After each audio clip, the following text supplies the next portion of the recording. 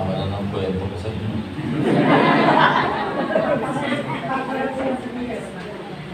Kaya sabi ko pinapatigos ako. Sabihin nila, iba naman. Pero yung kakalaban nata sa akin, siya na naman.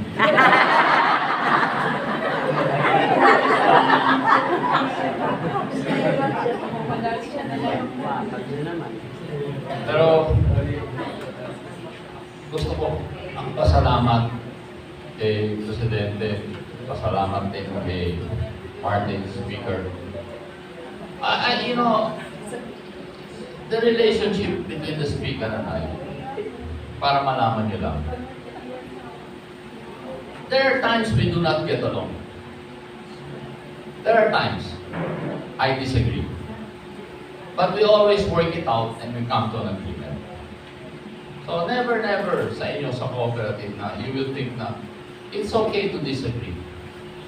But talk amongst yourselves and eventually agree on what to do. Sometimes you agree on the same idea, but you don't agree on the method.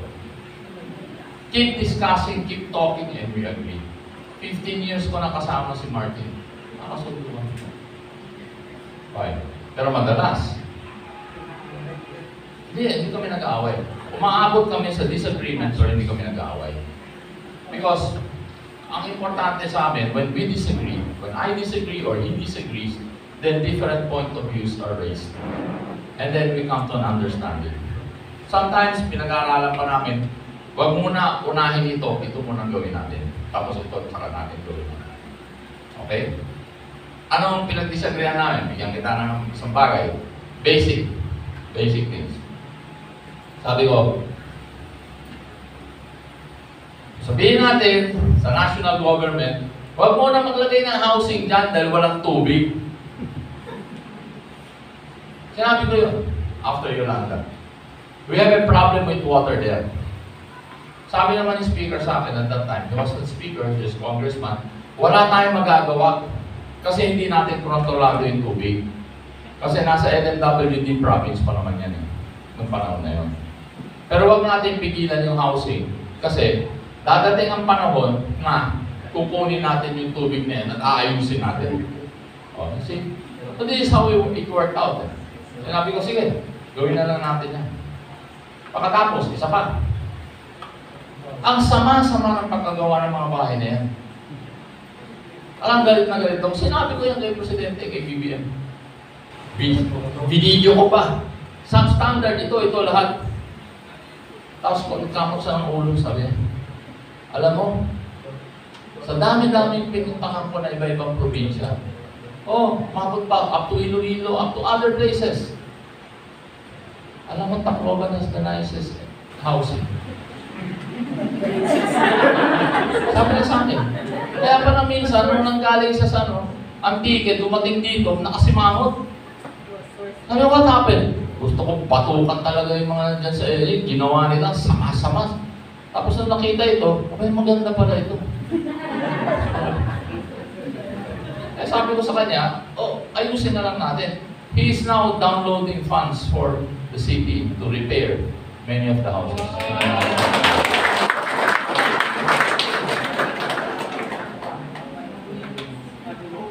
You know, here in the region, siguro naman lahat kayo tiga dito, di ba? Okay. Na-appoint po ako bilang chairman ng Peace and Order Council. Okay. Nagpasa tayo ng amnesty para sa mga rebelde at we are convincing them to come down. Okay. Anong naging tema namin doon?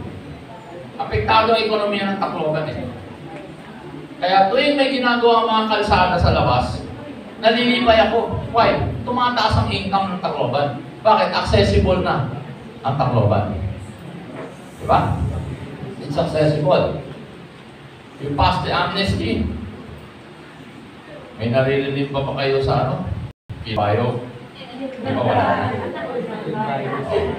Medyo naging peaceful na sa Calbayo.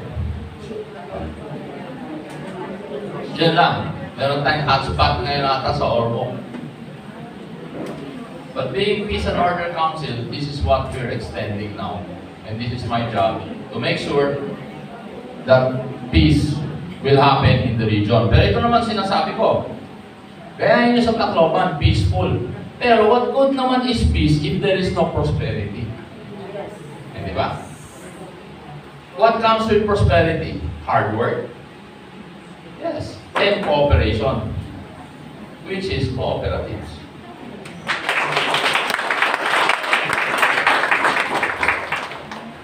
Alam nyo, sa panahon ngayon, ito mga sinasabi ko sa mga universities. Times are getting harder. When my son asked me, Mayor, Dad, tinatanong niya sa akin, reklamo. You know, I tell him this. I tell my children this. Life's unfair, get used to it. Ganyan talaga. We have challenges. Okay. But what's important for the next generation to understand the challenges and be bold enough to learn from it. Huwag nyo atrasan. Pag may challenge, pasok ka. Akalain mo, ang hirap tumakbo sa pagpupo. Ito si Alfred, sabi nila, di rito madaog. Sus, di rito maaraw ng tagay-tagay. Yan ang mga salita sa akin noon. Ako, walang poster. Alam niyo naman, di ba? Akala niyo, malakas yung isang kandidato kasi tagtad ng poster. Hindi naman nangyayari. Kaya napakahirap. Very hard. Ang daming lumalapit sa akin, Mayor, pahingi ng pang-medisina, titignan ko yung reseta, kaya yung reseta mo, 2015 pa ito.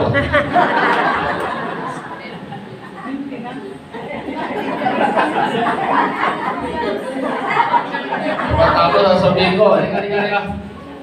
Sumakay ka sa sasakyan dito sa amin. Dalhin mo sa ospital yan para ibago yung reseta. Pag malapit na sa ospital pag-alis, paparahin yung driver. Sabihin mo, sabihin mo kay Mayor, thank you na lang dito. Mahirap kay Mayor humingi ng medisina, napapalayo pa kami, hinahanap kami doon, napapalayo pa yung biyahe namin. Ayun.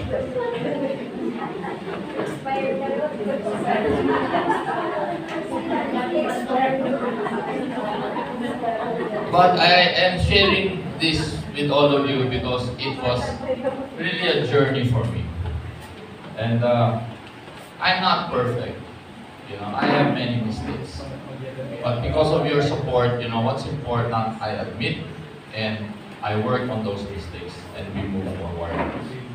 But you know, the key lesson of staying long in politics is I always prioritize the people.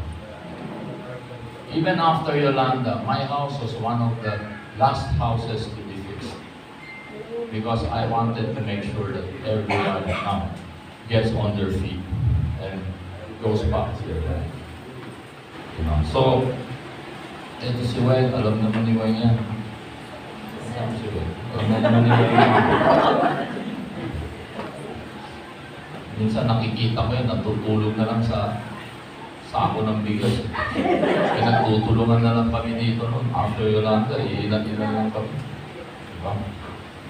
Tapos itong mga kalaban ko, minsan hindi ko naman nakita ang pinawisan. Para ipapicture na. So, you know, I am here to thank you all, congratulate you, but to thank you all for your support.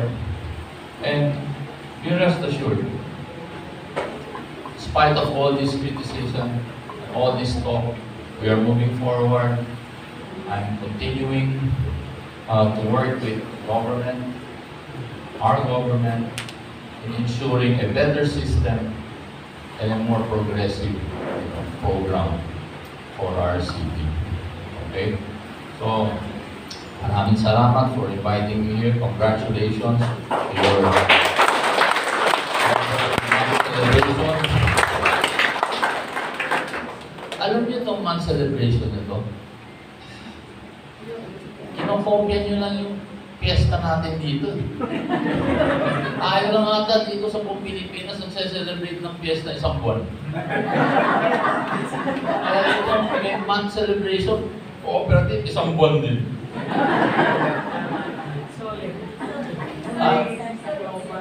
Mamaya, pagkatapos ng celebration, ano ngayon? October. Pagdating ng November, marami sa inyo may high blood na. Kaya dahan-dahan sa kain, dahan-dahan. Alagaan nyo yung mga sarili nyo. You know, that's the thing. Take care of your health because many times when you realize the wrong things that you've been doing, it's too late. And you know, your children need you, your parents need you, alagaan nyo yung mga sarili nyo. Because, always remember this, you are here on earth because you have a purpose in life. And do not take that lightly because that is what is going to give you the success. But most important, that's why you have success, is fulfillment. Okay? So, maraming salamat sa inyong lahat. God bless you all. Congratulations. Tapos, papakainin niyo ba sila? Hindi? Kaya alis na ako. Mag-isa lang ako, hindi niyo ko papakainin. Diba? Alam nga naman, pakainin ko kayong lahat.